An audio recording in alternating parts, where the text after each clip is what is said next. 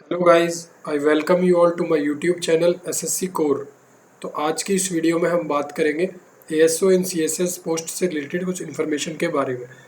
तो मैं आपको पहले बता दूं, ASO assistant section officer post जो सीएसएस में है, उसका सिलेक्शन क्राइटेरिया से लेके कि आप यूपीएससी के लिए प्रिपेयर कर सकते हैं, लीव विदाउट पे क्या होता है, वो सब मैं शेयर करूँगा। पहले मैं बात करता हूँ क्या क्या आज हम शेयर करेंगे। पहला, एलिजिबिलिटी क्या है इस पोस्ट के लिए। आप प्रिपेयर कर सकते हैं इसके जॉब के साथ साथ यूपीएससी या स्टेट पीसीएस के लिए। डिफरेंट मिनिस्ट्रीज़ जो इसके अंडर आती है उनका वर्क प्रोफाइल क्या है, एलोकेशन ऑफ मिनिस्ट्रीज़ किस बेसिस पर होता है, एजुकेशनल क्वालिफिकेशन अगर अच्छी है तो क्या प्रमोशन फास्ट होगा, वर्क प्रोफाइल एएसओ और एसओ की में क्या डिफरेंस है, वर्कलोड मेल फीमेल के लिए कैसा होता है, सेम होता है, डिफरेंट होता है, नेचर ऑफ वर्क कैसा होता है, प्रमोशनल एस्पेक्ट्स क्या है इस पोस्ट के, लीव विदाउट पे क्या है। गाइज ये बहुत सही चीज़ है जो इस वीडियो में मैं आपको बताऊंगा कि अगर आपकी लीव्स ख़त्म हो जाती है, लीव्स आपकी ख़त्म हो जाती है तो भी आप कैसे पढ़ाई के लिए छुट्टी ले सकते हैं। फिर ट्रेनिंग और सैलरी क्या मिलेगी, फिर कौन सी मिनिस्ट्री के इसमें प्रमोशन फास्ट है, क्या कलर ब्लाइंड एलिजिबल है इस पोस्ट में।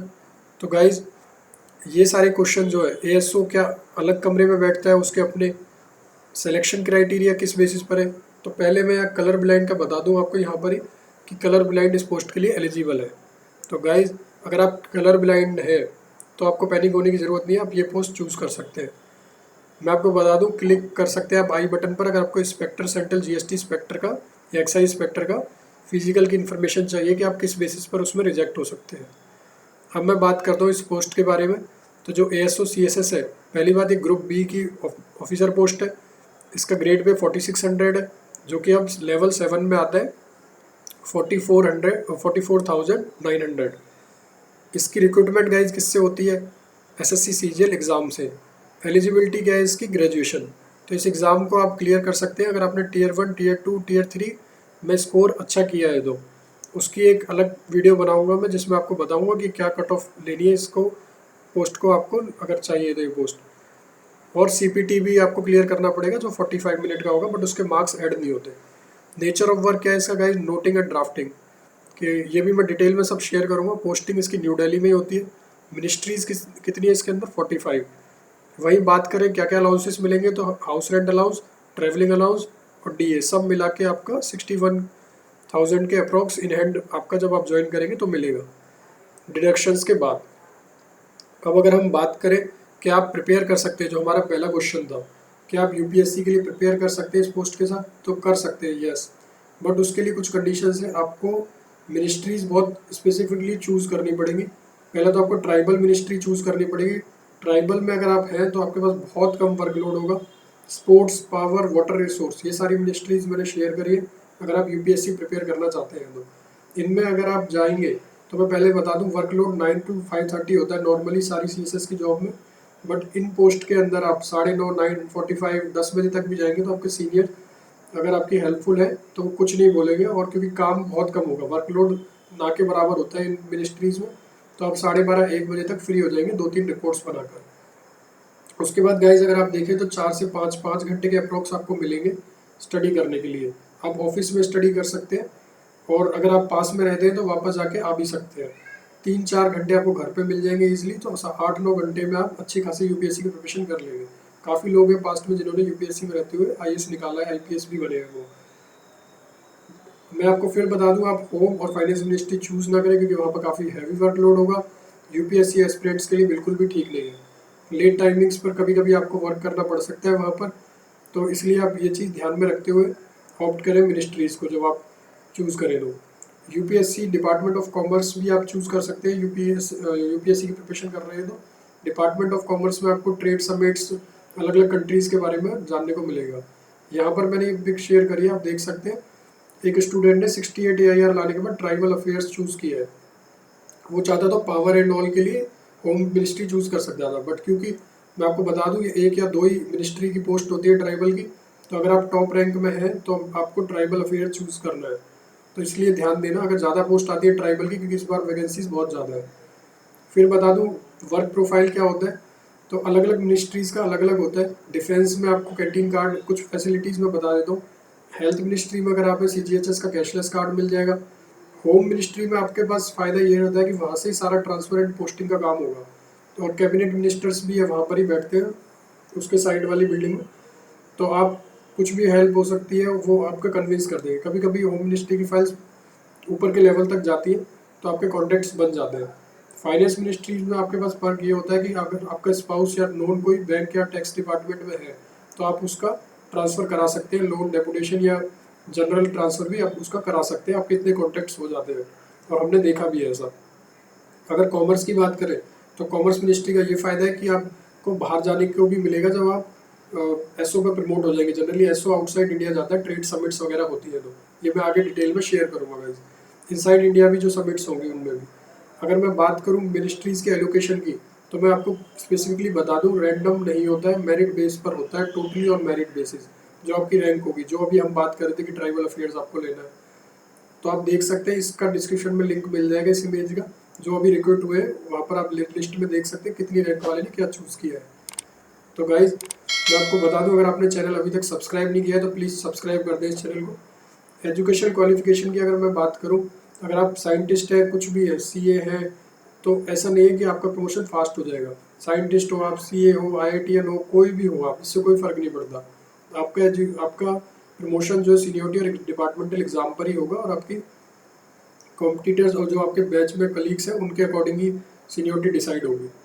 अगर वर्क प्रोफाइल की बात करें तो work profile ASO and SO का ऑलमोस्ट सेम होता है, बस एसओ सुपरवाइजरी हो जाता है। लोएस्ट फंक्शनरी जो है सीएसएस का वो एएसओ ही है। एएसओ को ही routine noting, drafting, writing letter, submission cases, जो केसेस हैं उन सबको एएसओ को ही करना पड़ता है। टोटली फाइल वर्क आपको लोकेट करना पड़ेगा, अदर फाइल्स को ढूंढना पड़ेगा, इन्फॉर्मेशन डाटा कंपाइल, ये सब एएसओ को ही करना पड़ता है। एग्जामिन करना पड़ता है इश्यूज़ को जो कोर्ट केसेस में होते हैं, रिकॉर्ड करना पड़ता है, उनकी असिस्ट करना पड़ता है फॉर्मुलेशन में, मॉनिटरिंग, इम्प्लीमेंटेशन में, जो पॉलिसीज़ की इम्प्लीमेंटेशन हुआ है विलेजेस वगैरह या जहाँ भी इंडिया में, उनकी मॉनिटरिंग करनी पड़ती है, असेसमेंट करना पड़ता है काम का, रिपोर्ट्स बनानी होती है। जैसे आपको बता दूं कि मंथली हिंदी की रिपोर्ट आती है, कितने लोगों को हिंदी आती है, कैसा हिंदी में काम चल रहा है, इस टाइप का काम होता है। रिव्यू करना पड़ता है गवर्नमेंट पॉलिसीज़ को। एसओ जो होता है वो मीटिंग्स इनसाइड और आउटसाइड भी, मैंने जैसा पीछे बताया, वो समिट्स में जाता है तो अटेंड करता है। ये एसओ को अलग ही कम मौका मिलता है। तो इससे गाइस एक्सपोजर भी मिलेगा आपको और एक्सपीरियंस भी। एएसओ को अगर इंडिया में समिट है तो वहाँ पर मौका मिल जाता है, कोई ना कोई समिट में एएसओ को कांटेक्ट करना पड़ता है, वहाँ के जो बाहर की कंट्री से रिप्रेजेंटेटिव आए हैं उनसे, तो उसको काफ़ी एक्सपोजर मिलता है, इस चीज़ से उसको एक्सपीरियंस भी हो जाएगा। तो इस चीज़ पर आप छोटी छोटी इन चीज़ों पर आपको ध्यान देना है कि आपको कौन सी मिनिस्ट्री चूज़ करनी है। तो ये सारा जो भी समिट्स वगैरह का है ये सारा डिपार्टमेंट ऑफ कॉमर्स के अंडर होता है। अब मैं प्रमोशनल एस्पेक्ट्स की बात करूँ तो प्रमोशनल एस्पेक्ट्स में अब पहली प्रमोशन जो होगी वो ग्रुप बी गैजेट पोस्ट पे होगी, जो कि एसओ की पोस्ट है। अब ये टोटली डिपेंड करेगा गाइज कि सेक्शन स्ट्रेंथ कितनी है सीएसएस कैडर में, सेक्शन ऑफिसर की पोस्ट कितनी वैकेंट लाई करती है। अगर सपोज 3000 प्लस पोस्ट है तो प्रमोशन पक्का हो जाएगा आपका एसओ तक, बट जनरली ऐसा देखा नहीं गया है। वो आप चेक कर सकते हैं डीओपीटी की वेबसाइट पर सेक्शन स्ट्रेंथ। अगर अंडर सेक्रेटरी की बात करें तो सेम एसओ से अंडर सेक्रेटरी जाने के लिए वो भी डिपेंड करेगा, फिर उससे अगले लेवल पर भी। तो प्रमोशन ऐसा नहीं है कोई आपको बोलते 5 साल में तो 5 साल में हो ही जाएगा, ये वेरी करेगा सेक्शन स्ट्रेंथ पर और वर्किंग स्ट्रेंथ पर, कितने लोग वहाँ काम कर रहे हैं उस सेक्शन स्ट्रेंथ के बाद, कितनी सीट्स खाली है। तो कम से कम 5 साल तो आपको लगेंगे, जिसमें आपको डिपार्टमेंटल एग्जाम पास करना पड़ेगा जो यूपीएससी लेता है। तो 5 साल तो आप लगा के चले, बट अभी जनरली देखा गया पिछले वाले जो बैच है उनके 5 कंप्लीट हो गए, बट और टाइम लग सकता है। तो 8 साल तक आप मान लो कि 8 साल तक लगेंगे नॉर्मल प्रमोशन होने में, वो भी सीनियरिटी के बेस पर डिपार्टमेंटल एग्जाम क्लियर करने के बाद। अगर 4 साल में आप सीनियर 8 साल के बाद जब आप एसओ बनते हैं उसके 4 साल बाद, यानी आपको एसओ पर 4 साल काम कर लेंगे तो आपका एक नॉन फाइनेंशियल अपग्रेडेशन हो जाएगा लेवल 10 में। तो गाइज नॉन फाइनेंशियल अपग्रेडेशन क्या होता है कि जब आप एक 4800 ग्रेड पे की पोस्ट में 4 साल काम कर लेते हैं तो आपका एक लेवल बढ़ा दिया जाता है, तो आप लेवल 10 में पहुंच जाएंगे और ग्रुप 1 बन जाएंगे। तो रहेंगे आप एसओ ही, आपकी पोस्ट सेक्शन ऑफिसर ही कहलाएगी, आप अंडर सेक्रेटरी नहीं बनेंगे। तो एनएफयू जो है नॉन फाइनेंशियल अपग्रेडेशन, आप यूट्यूब पर सर्च भी, गूगल पर सर्च कर सकते हैं। फिर उसके बाद आप एसओ में जब 4 साल और रहेंगे तब आप अंडर सेक्रेटरी बनेंगे। तो गाइज मैं बता दूं टोटल 8 साल और लगेंगे आपको अंडर सेक्रेटरी बनने में। तो पहला प्रमोशन और दूसरा प्रमोशन अगर दोनों को देखें तो एसओ से अगर मैं बात करूं सेक्शन ऑफिसर से, तो सेक्शन ऑफिसर से आपको कितने साल लगेंगे, 4 साल 5400 ग्रेड तक पहुंचने में, लेवल 10 तक। फिर उसके बाद 4 साल और लगेंगे आपको अंडर सेक्रेटरी तक की पोस्ट पे पहुंचने में। तो टोटल आप अगर इन्हें काउंट करें तो 8 साल लग जाएंगे। सेम अगर मैं एएसओ की बात करूँ, एसओ तक, तो वहाँ भी 8 लग रहे हैं। तो इन दोनों का टोटल देखें तो 16 साल में आप ग्रुप ए तक पहुँच सकते हैं सीएसएस के अंदर।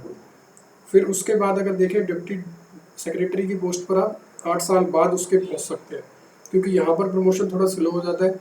जनरली यहाँ के बाद आईएएस कैडर के लोग आ जाते हैं सीधा, जिनको 10-20 साल का एक्सपीरियंस होता है, जॉइंट सेक्रेटरी उन्हें लगा दिया जाता है। तो डिप्टी सेक्रेटरी या डायरेक्टर के बाद तो ऊपर जाना बहुत ही मुश्किल है, हार्डली कोई जा सकता है इसके ऊपर प्रमोशन में। वैसे यहाँ पर ही प्रमोशन स्टक हो जाएगा। नॉर्मली 10% लोग ही जा पाएंगे, बाकी डिप्टी सेक्रेटरी से मेजोरिटी रिटायर हो जाएगी, अगर वो भी डिप्टी तक पहुँचते हैं तो। अगर आपने अर्ली ज्वाइन किया है तो ये भी मैं बता दूँ, जॉइंट सेक्रेटरी का मैंने जैसे अभी बताया 20 साल, और अंडर सेक्रेटरी का भी मैंने बताया कि सिर्फ 10% ही है जो डायरेक्टर की रैंक तक पहुँच पाएंगे, क्योंकि वहाँ पर आईएएस लेवल की एंट्री शुरू हो जाती है। वहीं अगर मैं ट्रांसपेरेंट पोस्टिंग की बात करूँ सीएसएस में, तो मिनिस्ट्री टू मिनिस्ट्री आपका ट्रांसफ़र हो सकता है। ऐसा नहीं है कि आप कहीं और ट्रांसफ़र कर लिया आपने, सिटी आपकी दिल्ली ही रहेगी, मिनिस्ट्री चेंज हो जाएगी। बट अगर आपको दिल्ली से बाहर जाना है तो आप जा सकते हैं डेपुटेशन पर। रीजनल हेडक्वार्टर्स होते हैं मिनिस्ट्रीज़ के, वहाँ आप जा सकते हैं, बट वो भी 9 साल बाद। ये डीओपीटी का एक ऑर्डर आया था 2 साल पहले, आप डिस्क्रिप्शन में मैं लिंक डाल दूँगा, तो आप देख सकते हैं कि 9 साल बाद आप किसी भी रीजनल हेडक्वार्टर में जा सकते हैं। अगर वही अब मैं मिनिस्ट्री टू मिनिस्ट्री ट्रांसफ़र की बात करूँ, तो आप मिनिस्ट्री चेंज कर सकते हैं अगर आप एक मिनिस्ट्री से दूसरी मिनिस्ट्री में जाना चाहते हैं, पर वो भी 7 साल बाद ही। आपको एक मिनिस्ट्री में 7 साल काम कर लेना है उसके बाद। अब मैं अगर वर्कलोड की बात करूँ तो मेल फीमेल के लिए ऑलमोस्ट सेम है। ऐसा कोई डिस्क्रिमिनेशन नहीं है कि मेल को ज़्यादा काम करना पड़ता है, फीमेल को कम, तो ये ऐसा कुछ भी नहीं है। नेचर ऑफ वर्क की बात करूँ तो ड्राफ्टिंग नोटिंग ही करना पड़ता है, जैसे मैंने बताया था।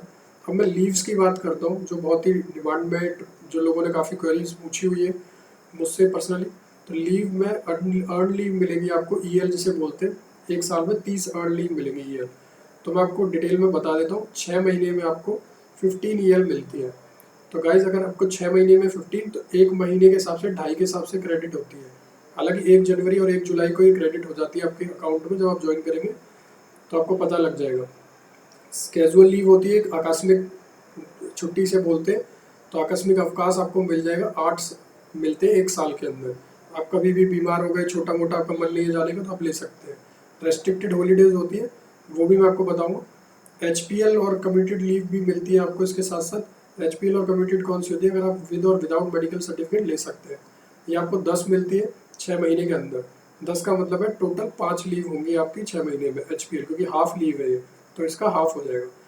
और लीव विदाउट पे, ये सबसे इम्पोर्टेंट है कि आप लीव विदाउट पे, अगर आपकी लीव्स ख़त्म हो गई है और आप उससे ज़्यादा छुट्टी ले रहे हैं, अगर आपने प्रिपरेशन करी, एग्ज़ाम पास आ गया है, तो आपको बता दूं 1 साल की सर्विस के बाद आपको 90 डेज़ की एक्स्ट्रा ऑर्डिनरी लीव मिल जाएगी, जिसे ईओएल बोलते हैं। तो ये डिपेंड करता है आपके सीनियर पे। अगर वो वैसे ही देना चाहें तो आप ले सकते हैं उनसे सेंक्शन करा के, बट फिर भी आप उनसे मेडिकल बेसिस पर भी ले सकते हैं। बट 1 साल की सर्विस उसके लिए कंप्लीट होनी चाहिए, ये लीव रूल्स के अंदर है। वही अगर मैं ट्रेनिंग की बात करूँगा, इस ट्रेनिंग जो है इसकी फाउंडेशनल ट्रेनिंग प्रोग्राम होता है इनका एक। तो जो एएसओ आते हैं पहले ही दिन से उन्हें ट्रेनिंग पे जाना पड़ता है, और डिपार्टमेंट्स में ऐसा नहीं होता है। ट्रेनिंग में जो है उनकी 12 हफ्ते की ट्रेनिंग थी इस बार। तो उसमें 1 हफ्ते उनका 1 वीक विलेज अटैचमेंट था। विलेज में उनको रिपोर्ट्स देखने की, एनालाइज करना था, मॉनिटरिंग करना था पॉलिसीज़ को जो गवर्नमेंट की इम्प्लीमेंट हुई है नहीं। फिर 2 वीक का भारत दर्शन था। 1 वीक का इस बार स्पोर्ट्स एडवेंचर प्रोग्राम भी रखा हुआ था। और 8 वीक की नॉर्मल ट्रेनिंग थी, जो नोटिंग ड्राफ्टिंग जो बहुत ही हेक्टिक होती है। ज़रूरी नहीं है कि आप पूरा अटेंटिव रहे उस ट्रेनिंग में। अब मैं बात करूँ इसमें, तो ट्रेनिंग में क्या सिखाया गया, गवर्नमेंट की पॉलिसीज इंप्लीमेंट हुई या नहीं हुई, कंडक्ट रूल के बारे में बताया गया, और थोड़ा बहुत मिनिस्ट्रीज़ अगर आपको चूज़ करनी है तो ट्रेनिंग में आपको बता दिया जाता है कि आप मिनिस्ट्रीज़ चूज़ कर सकते हैं अपनी रैंक के अकॉर्डिंग, और वहाँ पर डिस्कशन भी कर सकते हैं आप अपने कलीग्स के साथ। स्टडी टूर भी होता है एक इसमें, जिसमें एनजीओ या इंडस्ट्री में आपको लेके जाया जाता है। तो ये सब गाइज इन्फॉर्मेशन मैंने आपके साथ शेयर की है। एएसओ को कोई अलग रूम नहीं मिलता, ये भी बता दूं। एसी क्यूबिकल्स होते हैं, वहाँ पर ही बैठना होता है। लास्ट आपको बता दूं क्या क्या प्रॉब्लम्स है इस पोस्ट की। तो बस मोनोटोनस पोस्ट है, एक जैसा वर्क लगेगा आपको डेली, और कोई एक्सपोजर नहीं होगा फील्ड का। तो गाइज अगर आपको ये वीडियो अच्छी लगी हो तो चैनल को सब्सक्राइब करना और लाइक कर देना वीडियो को। Thanks for watching this video.